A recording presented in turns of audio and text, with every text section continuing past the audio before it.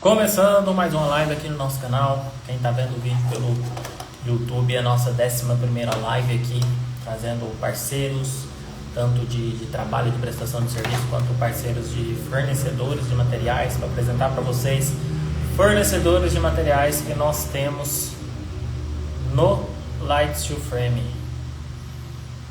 E hoje é um muito legal, uma das maiores empresas, representante de uma das maiores empresas de placas que a gente tem pro Steel Frame no Brasil. Com certeza vai ser um papo muito interessante com ele. A gente tem muitas coisas para agregar com os materiais dele no mercado. Um dos materiais que a gente mais utilizou é o da Gibson. Já tá aqui, vamos convidá-lo.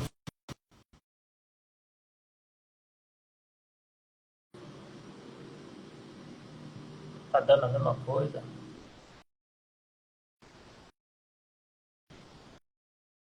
Aí foi.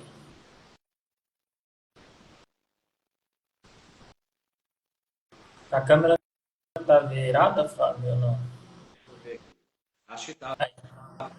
A gente é bom de drywall, mas de tecnologia de vez em quando a gente dá uma pipocada. É o pessoal do marketing que cuida dos vídeos, né? Então, a gente só faz conteúdo, a gente monta drywall. Ô Fábio, antes de te apresentar, acho que é uma coisa bacana para falar aqui, né, para te introduzir. Eu conheço o Fábio há 4 anos, mas ele me conhece só há uns. 4 não, acho que 5. Só que ele me conhece só há uns 3. Verdade. Quando a gente começou a estudar sobre steel frame, na época tinha poucos materiais, imagina, 5 anos já tinha pouco, né? Imagina quem começou há 10 anos atrás, mas 5 anos atrás ainda tinha pouca coisa na internet. Tinha poucos produtores de conteúdo relacionado a steel frame. Acho que eram uns 3 só no máximo. Acho que tinha a Dama do Gesso ali, tinha o Gaúcho do Sul e o pessoal da Gibson fazendo os vídeos com os Fábios. E aí na época era o que a gente tinha e os Fábios eram os que tinham ainda gratuito, né? Porque os outros ainda eram vendendo o curso. E aí eu e a Carla parava para assistir ali, para estudar sobre o steel frame. A gente maratonou quase todos os vídeos que tinha ali no canal. E aí, consequentemente, quando você começa a assistir uma pessoa na internet, né, você começa até a admirar, né? A pessoa fica distante de você, né? Nossa, tão legal assistir os vídeos, aprende ali com a pessoa. E aí, por forças do destino, a gente veio parar em São Paulo, veio fazer uma obra que foi em parceria com a Gibson, e aí tava lá o Fábio lá dando assessoria para a obra, e a gente teve a oportunidade de conhecer, e dali para cá, a gente até podemos chamar de amigo aí, já tem Com certeza. contato um do outro, a gente consegue conversar, sempre quando tem dúvida, a gente consegue tirar aí e ter esse papo. Então, lá de Goiás, assistindo os videozinhos que vocês acabam fazendo, trouxe a esse contato que a gente está hoje, que é bem legal. A gente faz um vídeo, Victor, e às vezes a gente não tem noção de onde vai parar, né? Em algumas feiras que a gente vai participar, a gente chega lá, a gente vê o pessoal. Pô, tudo bem? Nossa, assisti seu vídeo, eu sou de Londres, de Minas, sou de Goiás, eu tô do Recife, Maranhão. Eu falo, nossa, né? A gente não tem ideia de onde vai a proporção que faz, né, um vídeo na internet. A gente fica feliz porque a gente acaba criando amigos, né? A gente não é professor, a gente troca experiência. A gente É, acaba agregando na vida do outro. exatamente. Aproveita e te apresenta um pouco. O que você faz além de gravar os vídeos ali na Gibson? O pessoal saber, entender também.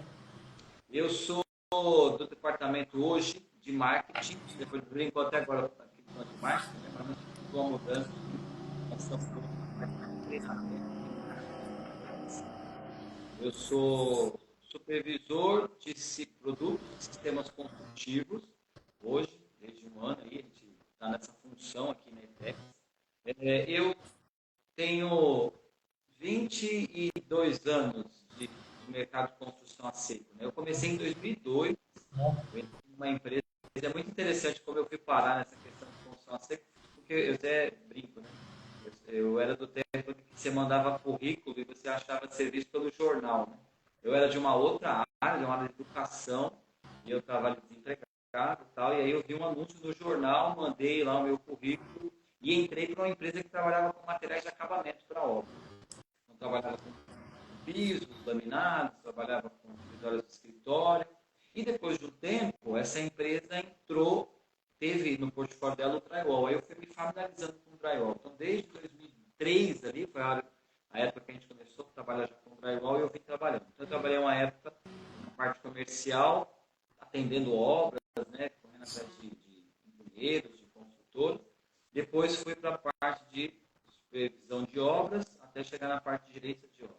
E em 2013 eu recebi um convite para fazer parte do time técnico da Gibson, e aí desde 2013 nós estamos aqui. Sempre fui do departamento técnico, minha formação. Depois disso, depois que eu entrei, eu fui estudar. Ao contrário, as pessoas estudam para depois entrar, né? Então, eu entrei na área para depois estudar. E aí eu fiz técnico de edificações e atualmente eu estou formando em engenharia civil. Estou terminando o curso de engenharia civil aí, os últimos detalhes. Já mandou o currículo para a Gibson para ele se promover? Vou mandar. Vou ver se quando chegar com diploma aí Você manda mais junto. uma função para mim fazer. Você já manda o convite da formatura pro chefe. Vou deixar. Com os amigos também. Show. Ô, Fábio, antes da gente entrar no assunto da live, eu acho importante começar a primeira live que a gente tá fazendo.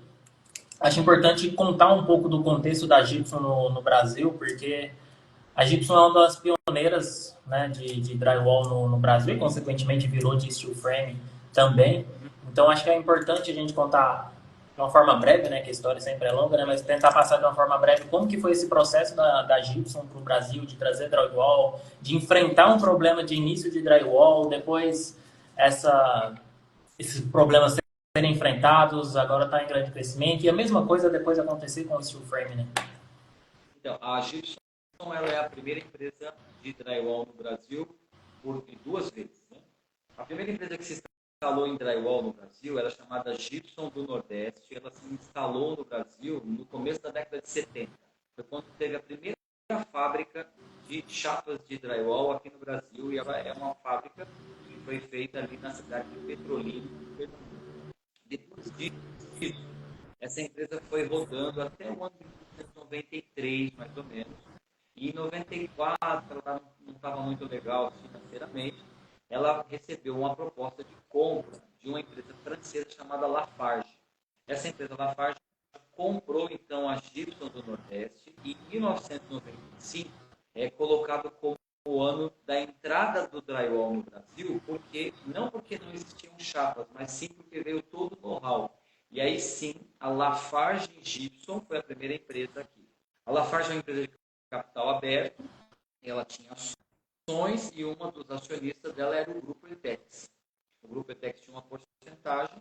Em 2008, melhor dizendo, a Lafarge fez a venda das ações para a ETEX. A ETEX foi majoritária. E em 2013, a ETEX ela adquiriu 100% da divisão gesso da então empresa Lafarge.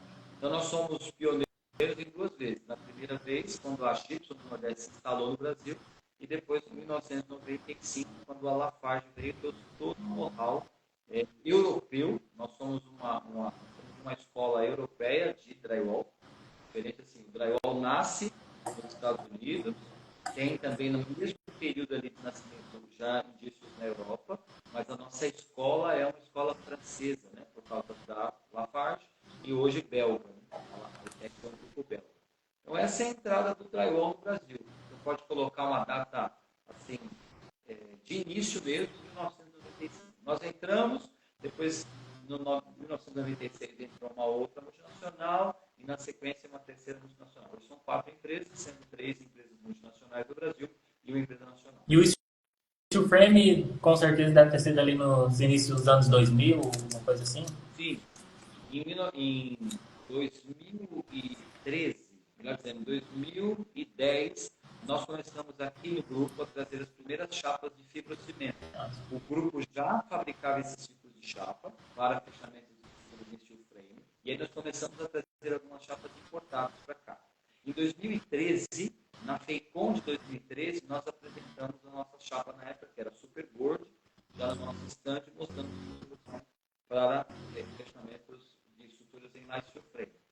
E em 2020, mais ou menos, né, aqui, não, um pouquinho antes, 2018 ali, a gente já iniciou mais com o trabalho de assessoria, de entender mais o projeto e trazer mais soluções para o sistema. Então, falar de drywall, não tem dúvidas, a Gibson entende bem, né? Quem que começou no Brasil foram eles. Então vamos entrar no assunto, que hoje a ideia da live, a Gibson tem vários materiais, tanto para parte interna, quanto para parte externa, quanto o forro. Então até quando eu fui marcar com o Fábio, eu optei em dividir com ele, porque senão a gente ia falar de tudo e não ia falar nada. Então é melhor a gente dividir, e outras oportunidades a gente fala dos outros assuntos. Então a ideia dessa live é a gente falar sobre as placas para utilizar em paredes e utilizar em paredes internas. E aí, Fábio, eu gosto sempre, na live eu sempre falo com o pessoal da gente começar assim, do beabá, e aí a gente tentar trazer uma certa profundidade aqui na live para também ser algo útil para as pessoas que forem assistir. E aí o beabá das placas, eu acho que seria bom a gente dar um contexto no geral, como é que é o processo de fabricação de uma placa de gesso, e aí a gente já entrar nas primeiras placas ali, das placas comuns, e aí a gente vai sequenciando para as outras placas de maior desempenho. Legal. E as variáveis das placas. Chapas de drywall são chapas que compõem um sistema construtivo. Né? O sistema de drywall, parede seca, é um sistema construtivo que substitui sistemas convencionais para construção de edificações. As chapas são um miolo dela de gesso e alguns aditivos revestidas por duas folhas de papel cartão com a gramatura determinada. Essas chapas, elas são feitas quase 100% dela totalmente automatizadas nas nossas fábricas, né? Em outras fábricas do mundo também. Um processo bem automatizado, onde você tem ali, nessas fábricas, as fabricações de 3 chapas básicas. As chapas ST, RU e RF. A chapa ST, ou Standard, é a chapa que nós produzimos, que tem 1,30 m, chegar até 3 metros, com 2,5 m de espessura. Então, essa chapa ST, ela é indicada para todas as áreas secas da edificação. Então, salas, quartos, áreas comuns, forros, paredes, até revestimentos, mobiliários, é feito com chapa ST. Numa variação, você tem uma chapa RU, que é resistente à umidade. Aí, o cartão da face dela é um cartão verde, então esse cartão identifica a chapa, não que ele tenha nenhuma propriedade. A propriedade está no miolo, dentro da chapa, ele tem um hidrofugante, no caso aqui nosso é um silicone, então faz com que essa chapa não absorva ou absorva muito pouco da umidade presente no ambiente. Por isso que ela é indicada para as ambientes que estão muito pouco molhados. Então, banheiros, cozinhas e áreas de serviço. E temos uma terceira chapa, que é a chapa RF, resistente ao fogo, e ela é indicada para projetos de paredes porta-fogo, rotas de fuga, paredes que precisam ter uma compartimentação caso tenha algum sinistro de incêndio, ou para proteção, então, de equipamentos, ou principalmente a proteção da vida. Também ela tem um papel, ela tinha um papel rosa, agora a nossa chapa RF tem um papel azul, mas a diferença dela não é na no aditivo, que é fibra de vidro ou vermiculita, que é feito ela é um produto intumescente, ele segura a chapa por mais tempo íntegra, até que o sistema ali que foi proposto possa entrar em falência. Né? Então, você faz uma parede com resistência a meia hora, então ela vai aguentar meia hora de incêndio, então ela vai destruir. Se é 1 hora, se é 1 hora e meia, se é 2 horas, aí vai. Então, essas são as chapas básicas. Aí você tem variações de chapa, com chapas mais finas para Só vamos abrir um parêntese e detalhar essa explicação aí da questão da RF e da RU. Às vezes acho que as pessoas confundem um pouco. Primeiro, RU, confundir umidade com água direto. E aí, às vezes, a gente vê pessoas utilizando a placa até do lado externo, né? E a RF, entender que não é que vai pegar fogo e ali vai ficar pro resto da vida pegando fogo e essa placa não vai danificar. Não é uma chapa para fazer churrasqueira, né? O pessoal acha que é prova de fogo fazer churrasqueira. Bem lembrado, ó. A chapa RU, ela é resistente à umidade. Ela não é uma chapa que ela é a prova d'água. Agora, já uma chapa RF, ela é uma chapa resistente ao fogo. Então, entenda que essa palavra resistência quer dizer que ela aguenta um determinado tempo. Uma chapa RU, por exemplo, que é resistente à umidade, ela não é a prova d'água. Não posso fazer uma piscina com ela, vai estragar. Não posso colocar ela na área externa. Não posso fazer o fechamento de uma estrutura de drywall na sua área externa. Não posso, só posso fazer na parte interna. Então, quando a gente fala de chapas de drywall, elas contemplam a parte interna da edificação. Tudo que é para dentro, então é assim. E aí a resistência ao fogo vem disso também, né? Ela resiste até um determinado tempo, que nós chamamos de TRRF, tempo requerido de resistência ao fogo.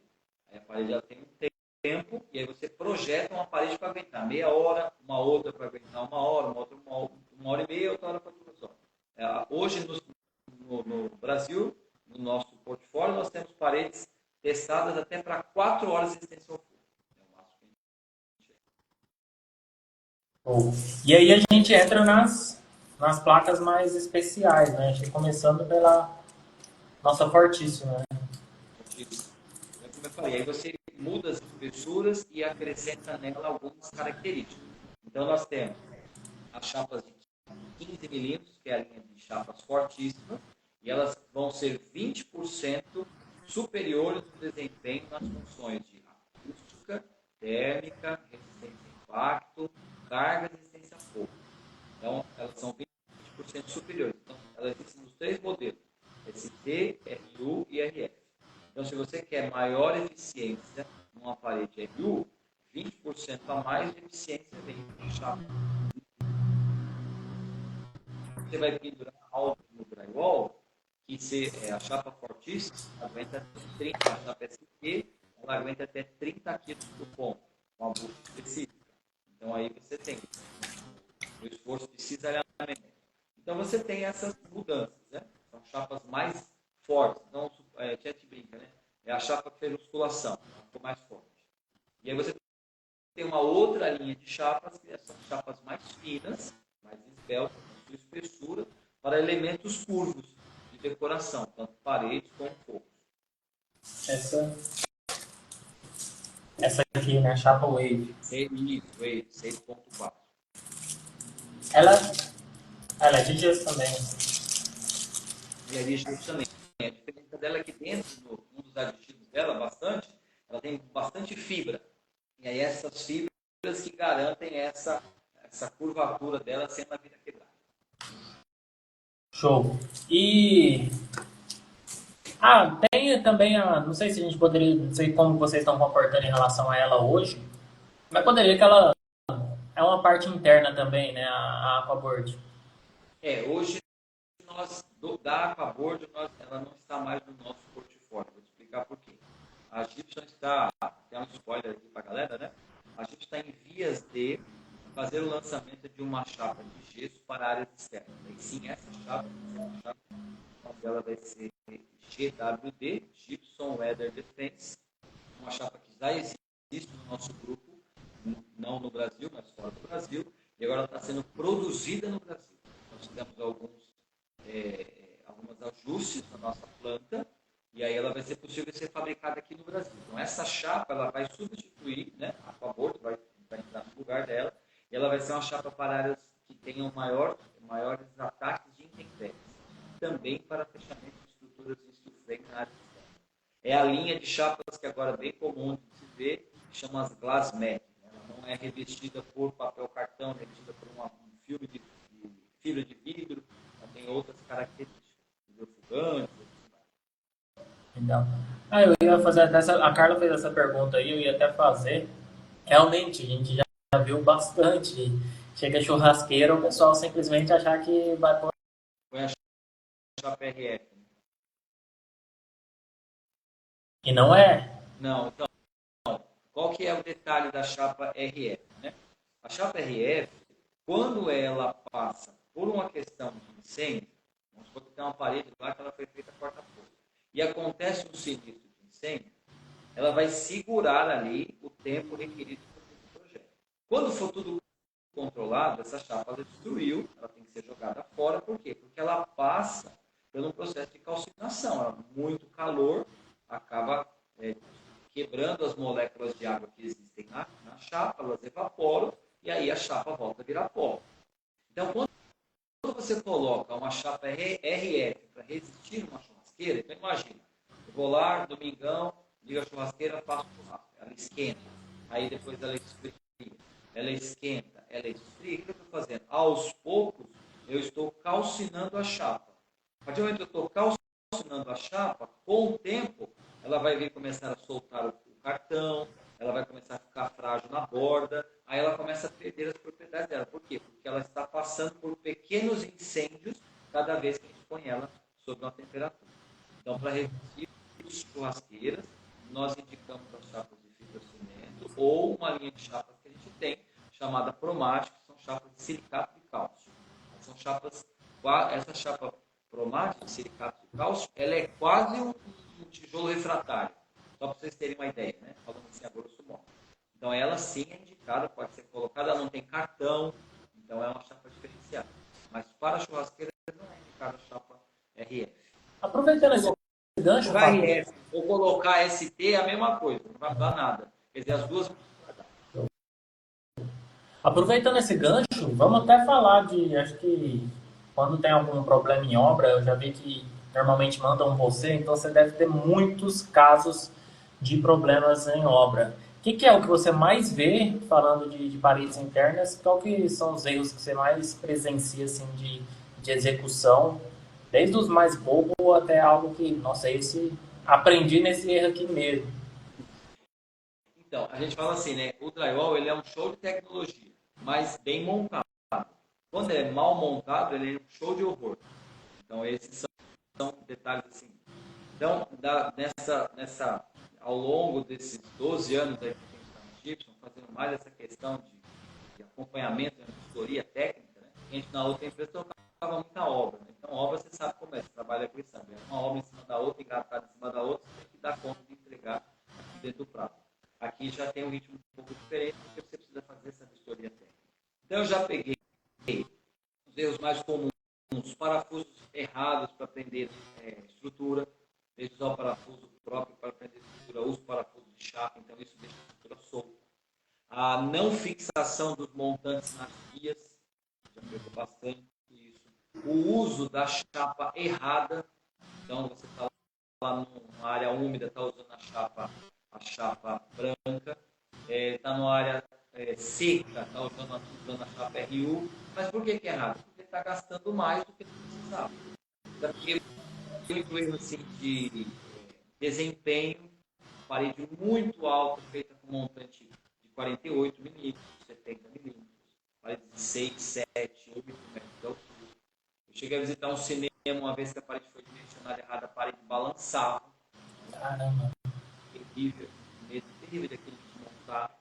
Eu visitei há pouco tempo uma obra em São Paulo, onde um forro caiu em toda uma área externa, foi feito um forro dimensionado de uma maneira inadequada, foi feito com estrutura para áreas internas, e forros de áreas externas é feito com montante, tirante rígido, tá?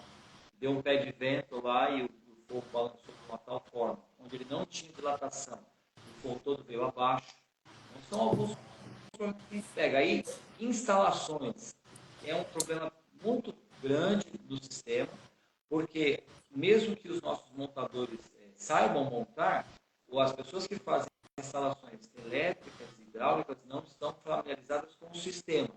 Então, cortam montantes, abrem furos excessivos, usam ferramentas erradas, não prendem as instalações hidráulicas na parede, então chega lá, a parede está, parece uma escola de samba dentro da parede com uma torneira, com uma torneira. E eu já peguei, a última que eu peguei, que assim, até eu fiquei feliz de estar dado a dica para a construtora, porque ela poderia ter feito errado, ter causado um acidente grande, onde ela estava fazendo a instalação de toda a tubulação de gás do apartamento dentro da parede de drywall. Nossa. Permitido por norma. Então, ele estava já nos primeiros andares, eu falei, ele está errado, não.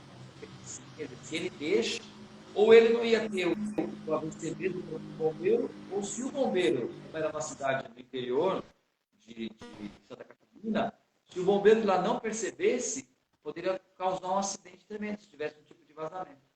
Então, novamente, por isso que a gente fala da necessidade da especificação do projeto, do acompanhamento de quem realmente saiba, e as interfaces, né? As instalações elétricas, hidráulicas, lógica, gás, tudo tem que estar de acordo com o sistema que está sendo executado pelo sistema elétrico. Um outro erro que deve ter muito comum também é parede que vai revestimento, né? Espaçamento dos montantes, né? Espaçamento de montante, quando a gente tem lá paredes que vão receber revestimento cerâmico, o espaçamento ideal é a cada 40 centímetros ou 400 milímetros. Aí eles vão e colocam um espaçamento a cada 60. Então você tem o desempenho da parede prejudicado por causa do excesso de carga que vai receber. Eu acho que a BRU é o problema. Isso que você falou é muito importante, porque eu sempre falo, o steel frame, o drywall engana muito, porque você olha ali, realmente é fácil de fazer, você olha ali perfilzinho um do lado do outro, só colocar aquele espaçamento, vir com a placa para parafusar, dá essa falsa sensação de que é tudo muito fácil. Só que não, é um sistema extremamente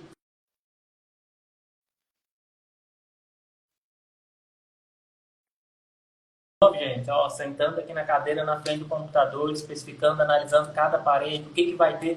É sempre importante a gente pensar lá na frente, igual se vai ter um revestimento na parede, para já especificar a estrutura certinho, planejar tudo certinho. Se a gente quer desempenho acústico, a gente precisa entender qual que é o desempenho acústico que a gente quer. Dá muita raiva isso também, que as pessoas acham que é só ir lá, colocar uma lã na parede, colocar as placas uma de cada lado e aí vai ter o isolamento acústico.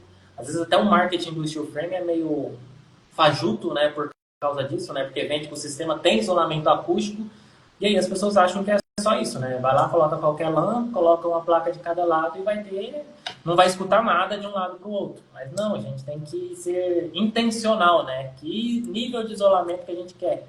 E aí, até falando, a Gibson acho que é o que tem um dos melhores manuais técnicos de composição, explicando, né, tudo sobre o sistema como um todo, as composições, parte de instalação.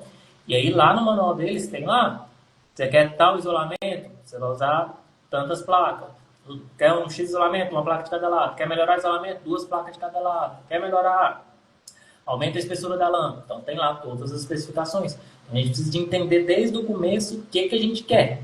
A gente quer esse isolamento, se a gente quer essa resistência a impacto, porque o material tem para tudo. Mas não tem como a gente querer tudo e não fazer nada, né?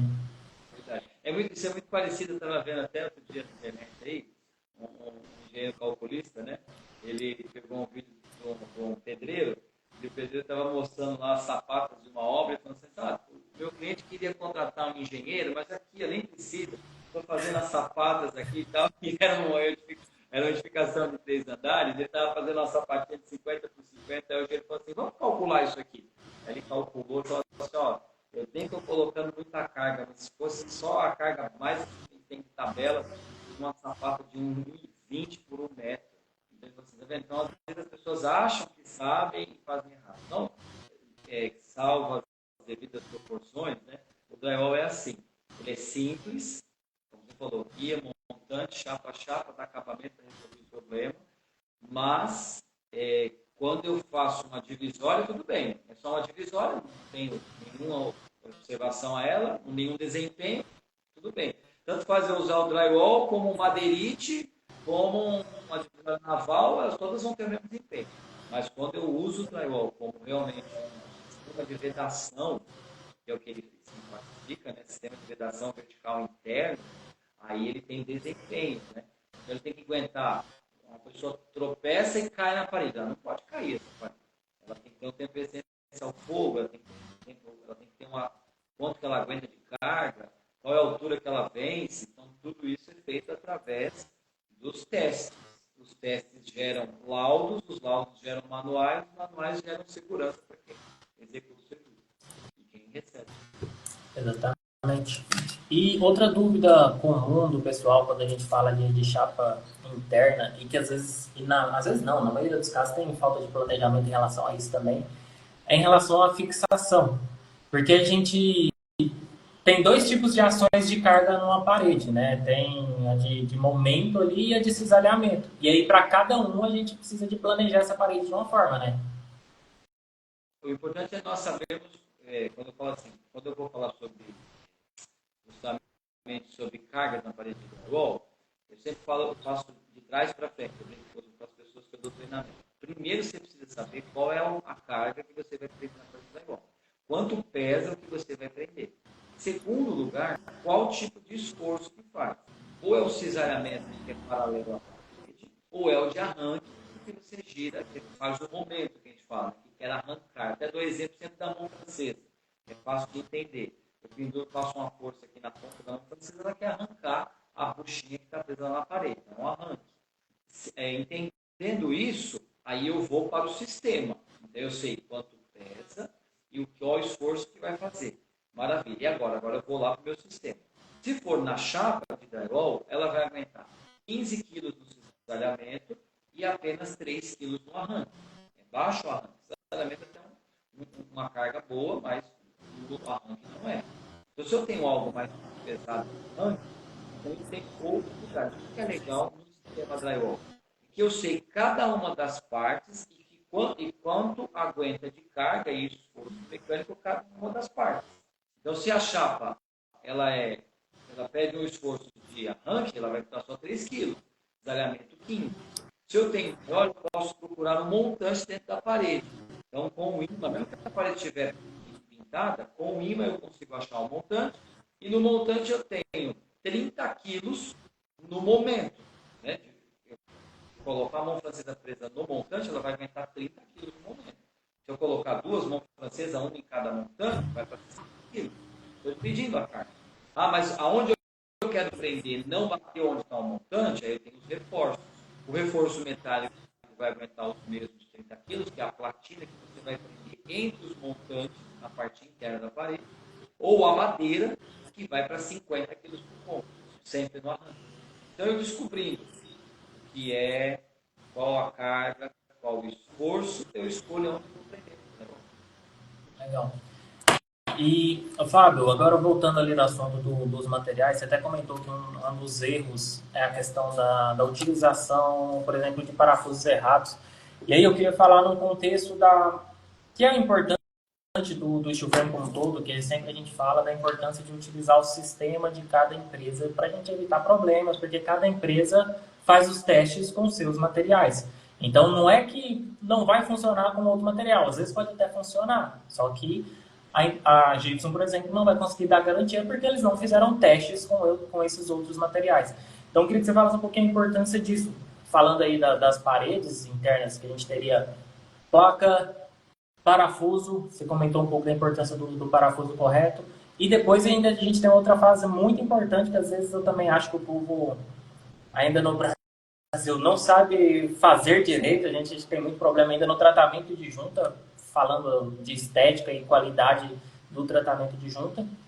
Dessa massa depois também do tratamento de junta. Como que a Gibson se porta em relação à utilização desses materiais? Principalmente porque massa de drywall, hoje, várias empresas têm, né? Então, às vezes, principalmente por questão de preço, a pessoa vai lá comprar uma placa da Gibson e aí compra uma massa de outro fabricante que tem na região ali. O que isso pode trazer de problema? Se tem problema realmente ou não nessa questão da massa? Bem falado. É importante que você, que está vendo, né, faça sempre a montagem e use os produtos do sistema do fabricante, que ele vai te garantir, vai te dar as garantias vigentes. É como se você comprasse um carro da GM e usasse peças da Ford e pedisse garantia na Volkswagen. Então não tem condição. Você tem que ter realmente só peças daquele fabricante para você ter as garantias daquele fabricante. Na questão da fixação das chapas em estruturas em steel frame, existem parafusos diferentes. Para estruturas de drywall, nós vamos usar os parafusos ponta agulha. Não precisa ser usado os parafusos ponta broca. Às vezes eu vejo pessoas usando parafuso ponta broca para prender estrutura de drywall e ele é demais, porque a estrutura tem 0,5. Quando o ponta broca é para estruturas a partir de 0,7.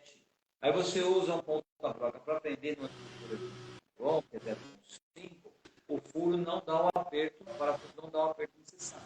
E dá até mais trabalho, né? Sim, ele dança, né? A gente fala que ele acaba escorregando dentro de tudo. Quando eu uso a chapa de drywall sobre uma estrutura de light steel frame, aí eu preciso de parafusos ponta-broca. Existem os parafusos trombeta, próprios, iguais para prender a chapa na estrutura de drywall, para prender a chapa na estrutura de light steel frame. Então, deve ser usado parafuso a cada 30 centímetros, no máximo, parafuso ponta-broca. É importante a forma, o uso correto do parafuso para que esse parafuso enterre pelo menos 1 milímetro na chapa, para que ele possa ser escondido na hora de dar o acabamento e também fazer a devida fixação. Tem que tomar muito cuidado na hora do parafusamento para não estourar o cartão em volta da cabeça do parafuso, porque o cartão ele funciona como uma arruela. É ele que segura a chapa no perfil. Então, parafuso é parafuso, chapa, perfil, e ele faz uma sanduíche de segurando a chapa no perfil. Esse parafusamento é bom. Como é que eu faço isso? Ou na mão, que dá mais trabalho, ou na máquina própria, uma parafusadeira própria do drywall, que tem um limitador, eu consigo regular e sempre os parafusos vão ficar sempre iguais. Esses são detalhes. Em steel frame, às vezes é comum no projeto ter a chapa de USB em alguns ambientes, porque eu entendo então que ele vai colocar uma chapa de USB, vai ficar melhor pendurar algumas coisas e tal. Isso aí vai depender muito da garantia do projetista, o fabricante lá. Não vou entrar nesse mérito. Mas vou entrar no mérito de quando vai ser feita a fixação da chapa, o parafuso deve alcançar a estrutura e não o USB. Porque nosso parafuso ele é um parafuso com rosca para metal. Os parafusos para rosca madeira eles são mais espaçados. Alguns fabricantes têm esse tipo de parafuso aqui no Brasil, não todos, nem mesmo nós temos. Então os parafusos são para metal. O passo da rosca é ideal para dar um aperto no metal. Então, quando eu tenho ali uma chapa, uma parede interna de light steel frame, e o cliente quer colocar o USB atrás, internamente, não há problema nenhum, contanto que quando ele colocar a chapa de drywall, ela alcance então o perfil que está atrás. E logo após isso é feito o tratamento de juntas.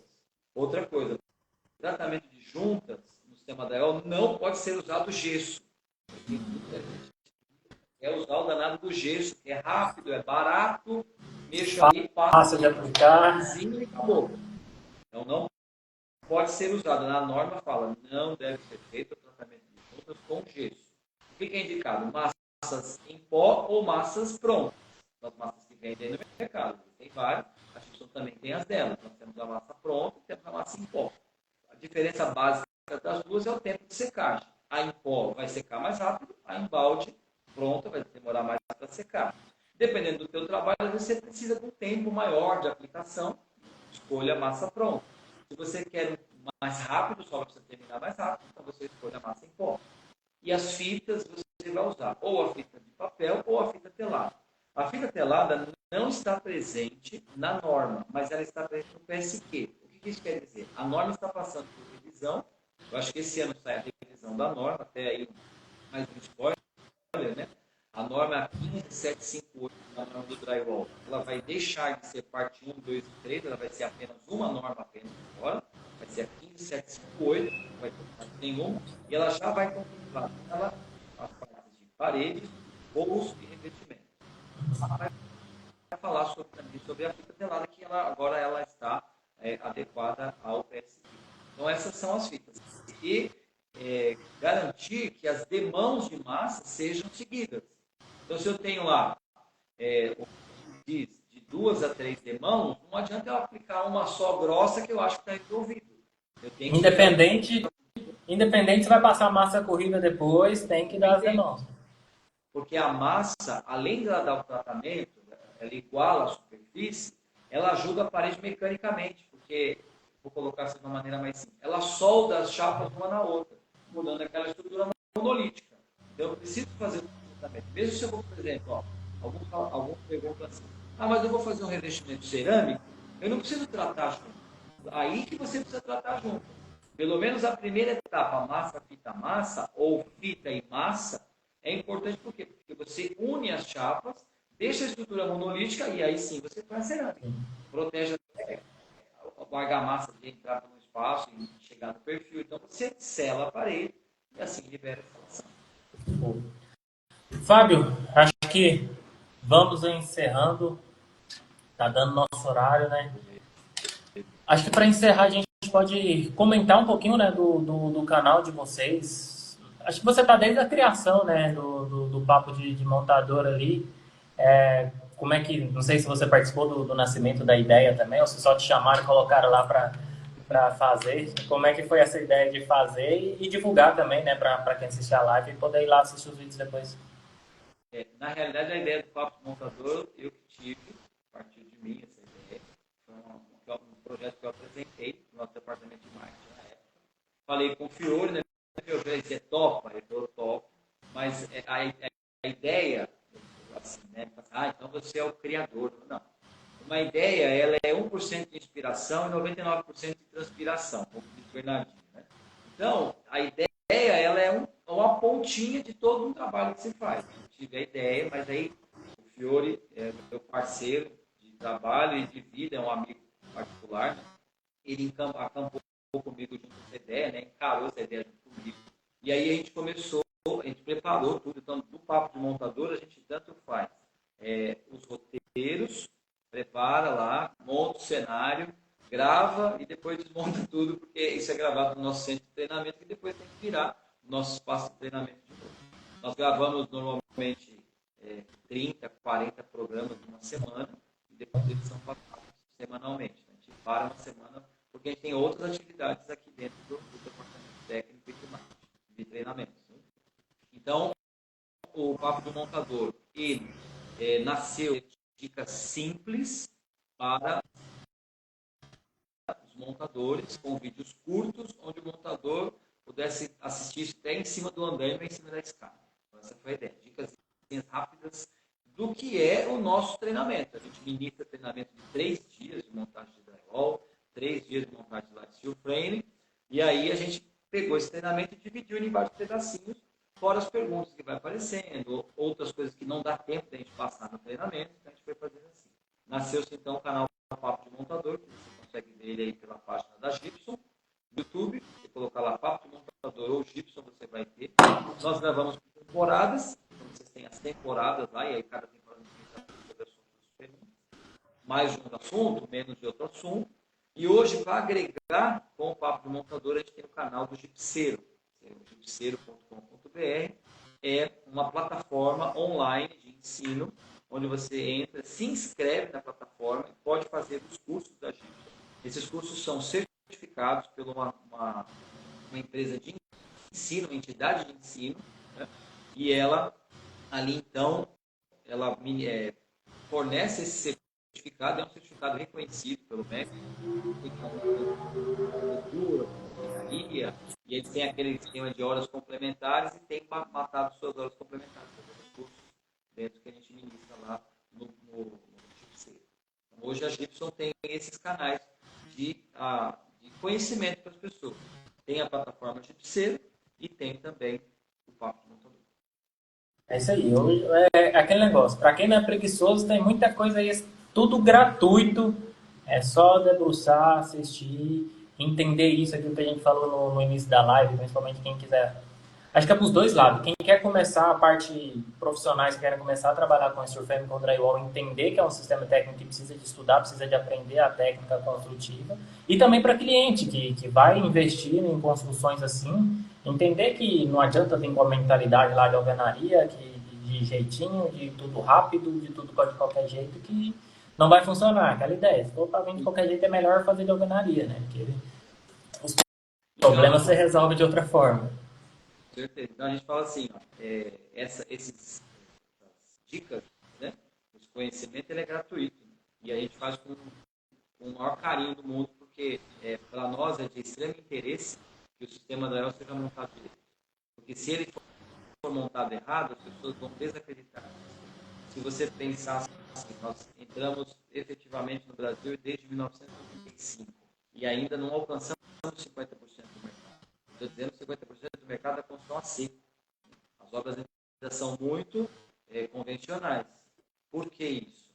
Porque será que lá atrás quem montava, montou muita coisa errada e trouxe insegurança para quem comprava. Há um preconceito.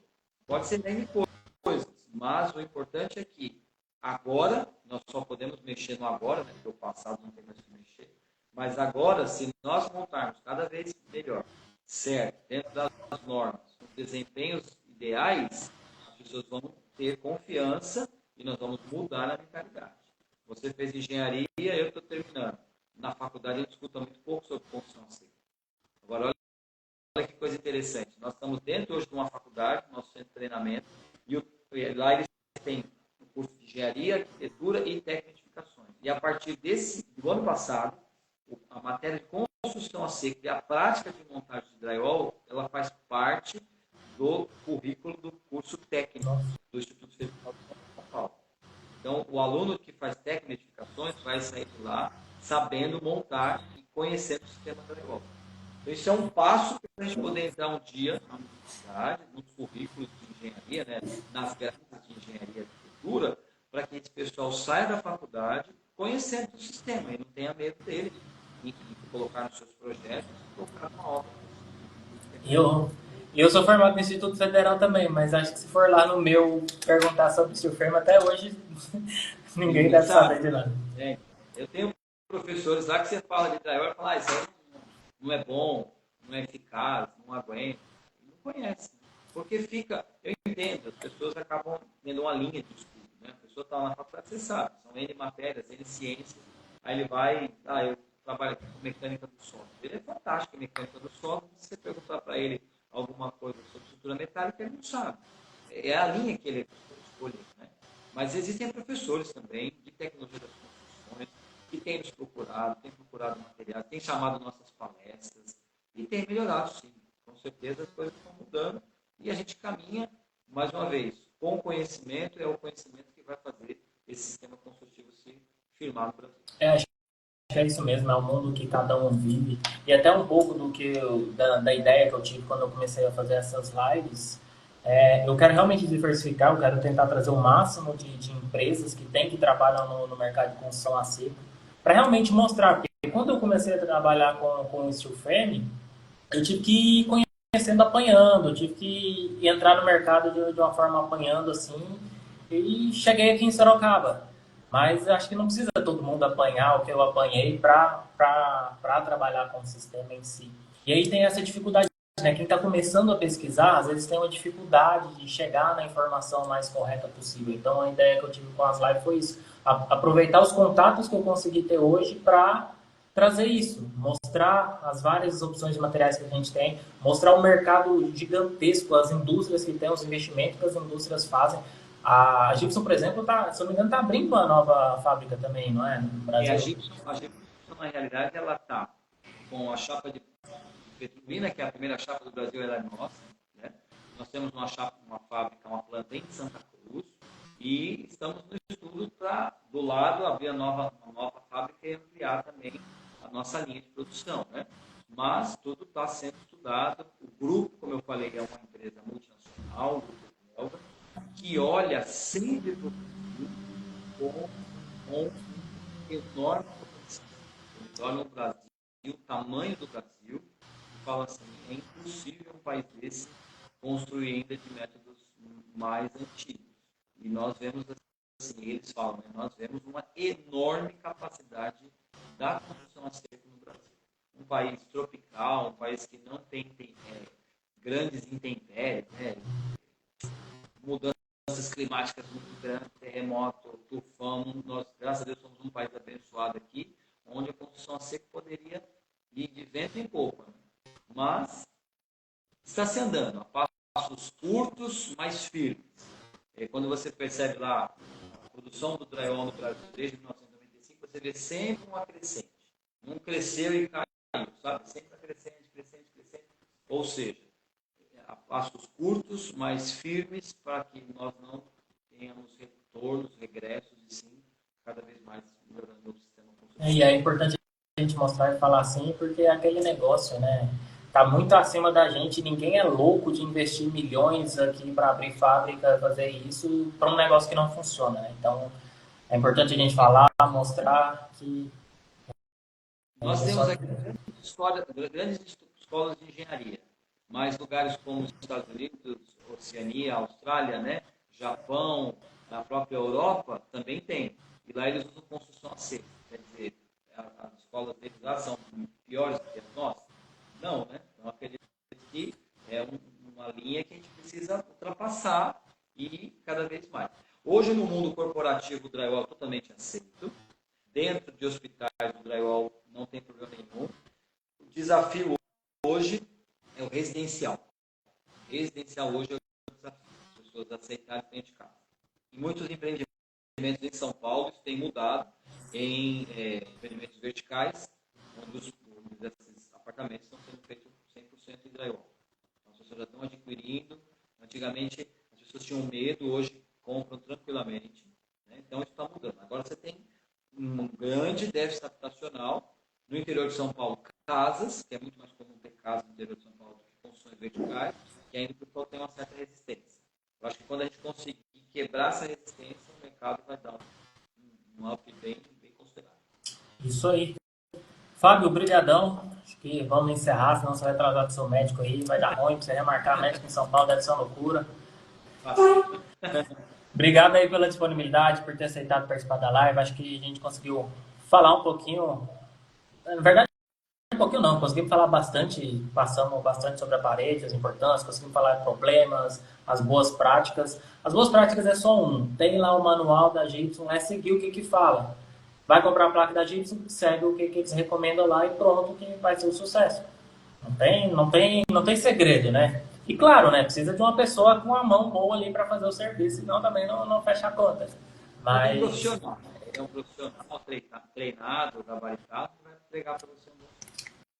Mas é isso aí. Obrigadão pela disponibilidade e mais para frente vamos marcar outras aí para falar de fogo e para falar da cimentícia também, né? Eu falei, ficamos à disposição, eu, Fiore aqui, tem mais algumas pessoas do nosso departamento também, com certeza vamos ficar à disposição de vocês, porque a gente apoia iniciativas como a sua, de fazer bate-papos assim, sobre o nosso sistema, para que a gente possa difundir o conhecimento. Então, nos colocamos aqui à disposição, vamos ficar sócio da live. Fechou. Obrigadão, Fábio. Valeu. Um abraço.